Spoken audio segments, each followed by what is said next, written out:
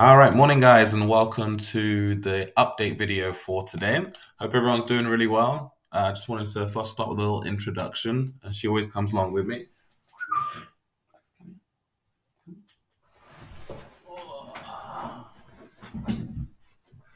Oh, so this is my dog.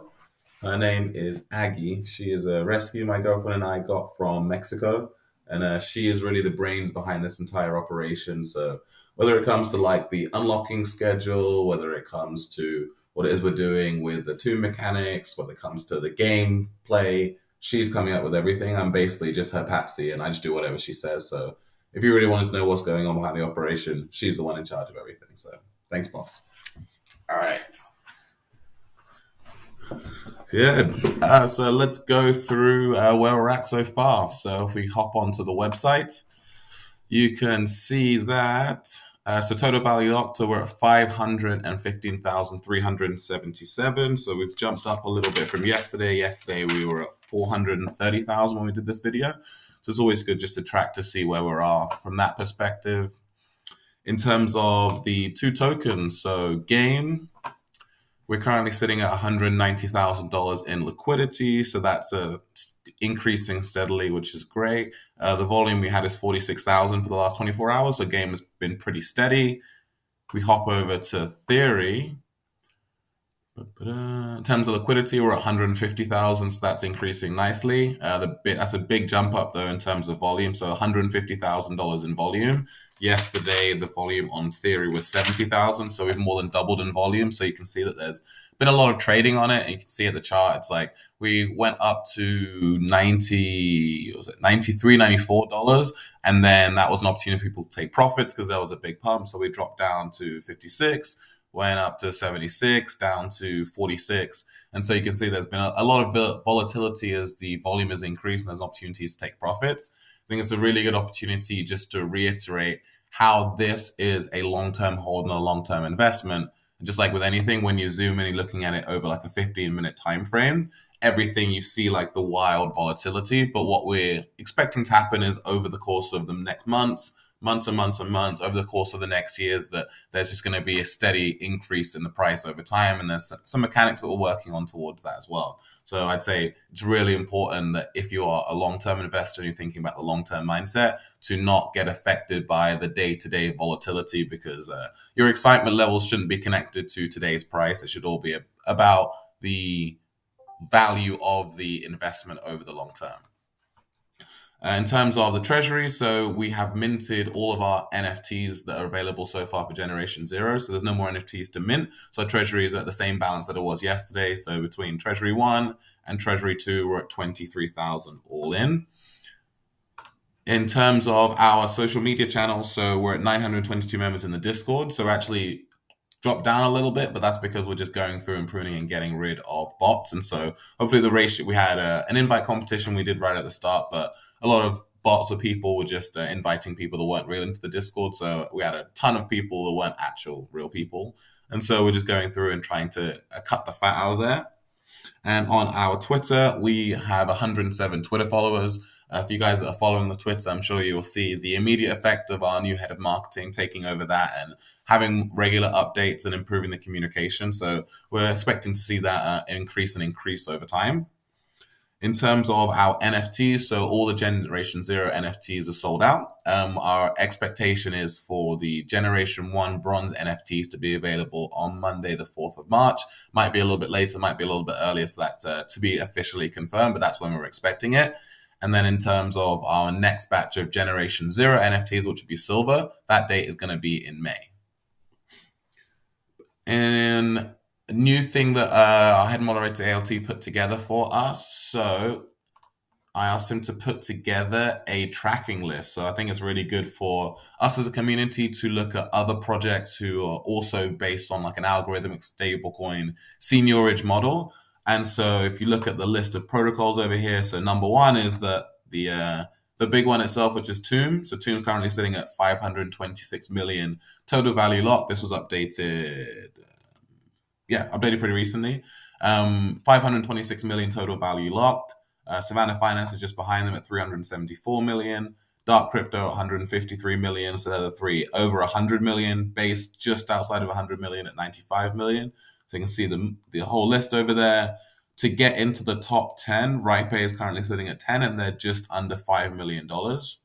And so if we scroll down, we are currently sitting at number 28 on this list. So we're just over a week old and already in the top 30 in terms of all the protocols that exist in this model. And so our goal is that over time, as we keep on developing, keep on working on the protocol, keep on adding more and more in terms of marketing, that we're going to see ourselves steadily climb up and up and up this list. So I think it's a cool resource just to look at and just to know where we stand in the marketplace. And our goal is to eventually take down Tomb themselves and for us to be the number one project of any seniorage project.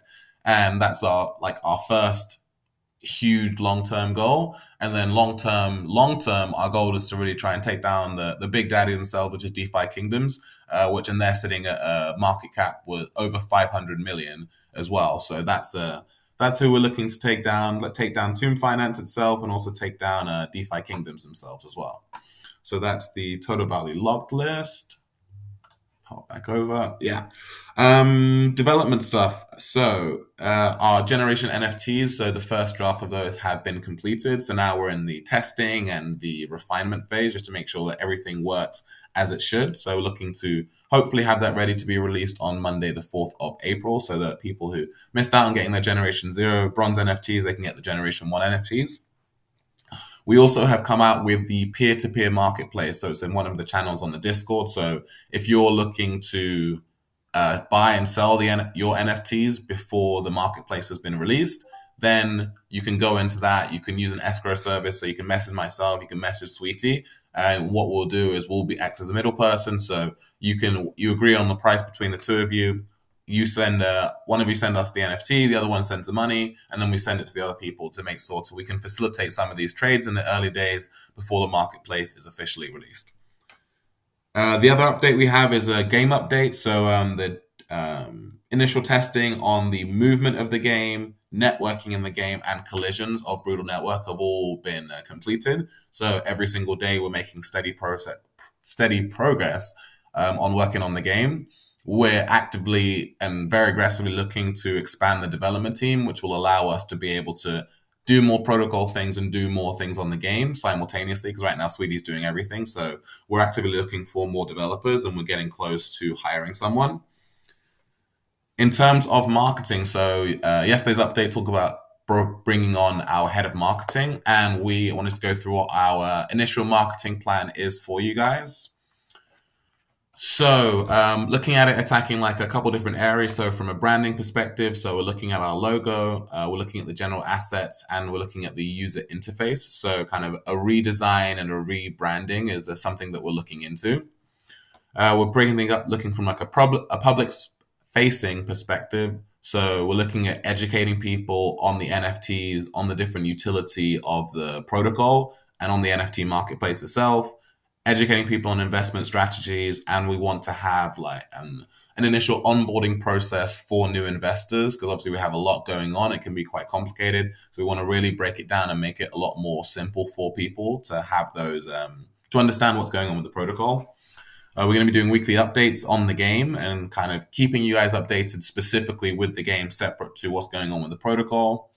We're looking at bringing on board some influencers in YouTube and Twitter to help to expand and market. We're going to be very selective about the people that we work with, and they're going to be people that our team members have worked with before, so that we know that they're people who we can trust to do it in a way that makes sense for us and do it in a way that they're actually bought into the idea. And we'll be able to vet them because they're people who our team members have worked with many times before.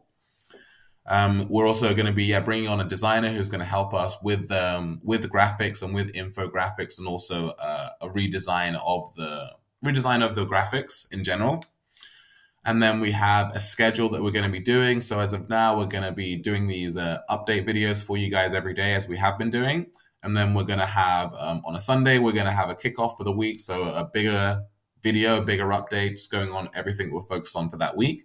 And then on Friday, we'll be doing an evaluation. So we'll go through what we said at the weekly kickoff, what we were able to achieve, what we weren't able to achieve, what went well, what didn't went well, and what we're going to be planning for in the future. And then we have a schedule where next week is that you should really start to see the effect of our marketing kick in, and having a full-on marketing calendar where we have things going out on all our different social channels in a regular basis. So this is kind of a kind of rough draft of what we're doing in terms of our marketing moving forward.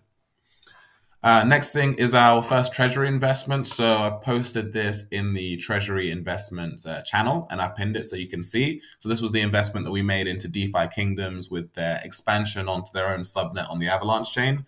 So you can see here we put in 144 XJoule and 248 WrapJoule into a Joule XJoule liquidity pool. So we've got 188 liquidity pool tokens.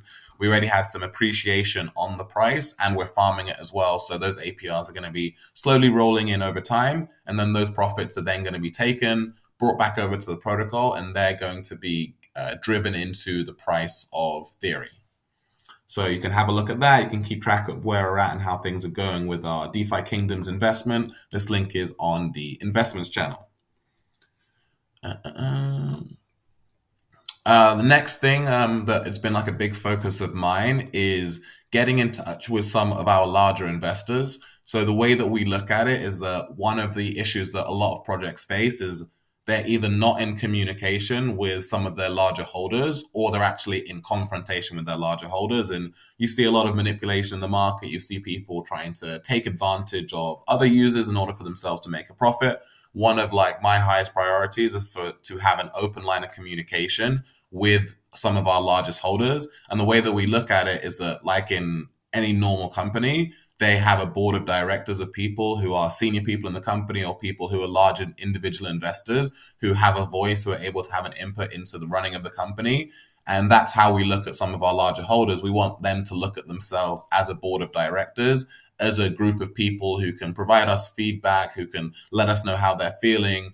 Anyone who's in a position where they have millions of dollars where they can make huge investments are there for a reason. They have a skill set that's allowed them to be able to accumulate that amount of capital. So we want to use that skill set, use that experience, and use it for the benefit of the protocol. And we firmly believe that for those investors, they will be able to get a much better return from actually being involved in the process and knowing what's going on, rather than working against the protocol. So that's one of my big priorities. Already reached out and made contact with a couple groups of different investors, and got a lot of really positive feedback, a lot of things that we can do better. And again, not just from their own individual perspective, but these people have great networks. And so in terms of connecting us with people that can help with the protocol, so it's been really helpful so far. So if there's any of those investors that are listening or watching the videos who haven't been able to get in touch with me yet, please feel free to reach out. We really do look at it as a partnership that is mutually beneficial, because if we're able to grow and we're able to hit our goals, all of you guys who are investing right now,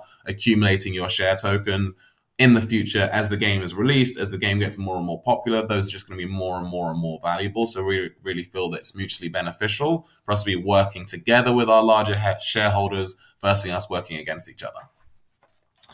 The next thing I wanted to go through is to go through a little bit about myself for you guys. So I've pulled up my LinkedIn bio so you guys can have a look. I'm going to link this in the bio so you guys just know a little bit more about me. So right now I'm in San Diego, California on the West Coast, moved over from New York. My background is I'm from the UK originally, born and raised there, just outside of London. University, I studied politics and economics, so that was my degree. And then after that, I got into the sales business. So I was working for a company in London called Morton Solutions. And down here, so I was working for Morton Solutions, worked my way up through the company. And they actually had multiple locations. And so that gave me the opportunity to move from London to New York, worked for the company in New York, to the point where I was able to set up my own company, which is called Trailblazing International, set that up, ran that on the East Coast before moving out to California. And there's a little bit of bio about me, so you guys can go through that if any of you are interested. After the couple years of running my company on the East Coast and then being out here on the West Coast, when the pandemic hit, it kind of really made me evaluate things. And that was also the time when I first got into cryptocurrency, fell in love with it. One of my friends introduced me to it. I first got involved with a yield farm. Then it transitioned into the ohm fork season. So I was big into investing into a lot of different ohm forks. Then I got into the tomb fork season, and then I came across game theory. And it's something that I thought the idea was amazing. My skill sets from an operational front end standpoint, running my own business and working with people, I found that my skill sets and Sweetie's skill sets really complemented each other. So we formed a partnership, and then here we are talking to all of you beautiful people. So I'll link that in the bio for any of you guys that want to have a look at it. And the next thing was one of the questions that we got was about NFT availabilities. Hopefully, I addressed that and we also made a channel for that to make it easier for all of you guys. So we have the NFT channel, so you can see where we're at in terms of what generation we got going on, what's going to be available, and what's going to be moving forward. Cool. So that is our update video for today, there, guys. We're very excited about where we're at moving forward. And there's one big thing that we're working on, which I want to end on, which I think that is going to be massive for the protocol. And we're going to be releasing a new version of Theory, which is called X Theory. And the way that X Theory is going to work is that it's going to be similar to how X Sushi works, a little bit similar to how X Jewel works, but a little bit different. So you would take your Theory tokens, you would give them into the protocol, go into a smart contract, and in return for that, we would give you X Theory. In that smart contract, we're going to take a percentage of the treasury allocated Theory tokens, and then we're going to put them into the reward pool for the X Theory holders. So the people who exchange their Theory tokens for X Theory, they will then be getting APRs based on having extra Theory tokens that are given to them, which is coming from the Treasury's allocation, but they'll be holding their X Theory tokens. So over time, the value of their X Theory is going to be increasing. So just a little bit similar to kind of how Wrap Memo was supposed to work. And the best part about it is that their X Theory tokens, they can still stake into Theoretics. So they can take their X Theory tokens, their Theory tokens are going to be staked. So just like they would be if they were in the boardroom anyway, in the Theoretics anyway, they're going to be able to print their game tokens, but also at the same time, instead of their Theory tokens just being sat in Theoretics, not doing anything outside of the appreciation in general price, they're actually going to be increasing the amount of Theory tokens that they have. Excuse me. Increasing the amount of Theory tokens that they have, which is coming from the Treasury's allocation. That the source of the Theory increasing isn't just going to be from the Treasury allocation, but it's also going to be the profits from Treasury investments are also going to be used to buy Theory and put them into the reward pool as well as the fees from other different sources, like the fees from the Zapper. And then once we release the NFT marketplace, those NFT royalty fees that we're going to be getting, they're also going to be used to buy Theory, and then that Theory is going to be put into the reward pool as well. So by having X Theory, you'll really be able to have a share of the profits of revenue that's generated by the protocol, whether it's through the Treasury's allocation, whether it's through NFT fees, whether it's through like any type of fees that the business is generating. Those are going to be used to buy Theory tokens, and then those Theory tokens are going to be put into the reward pool, which will then be distributed between all the people that hold X Theory. So really the way we're seeing the protocols, that X Theory is the thing to hold. It doesn't really make any sense to hold Theory on its own when you have the option to have X Theory and then stake that and have that be staked for you into Theoretics, so that you're getting printed your rewards in game, as well as having your amount of Theory tokens increase. And then we look at it to follow the cycle. We spoke about 45-45. We think it actually makes more sense for the cycle to be you take your printed game tokens, take 60% of those tokens, and then you compound them into the game DAI liquidity pool. Take 30% of the tokens and you compound them into the Theory DAI liquidity pool.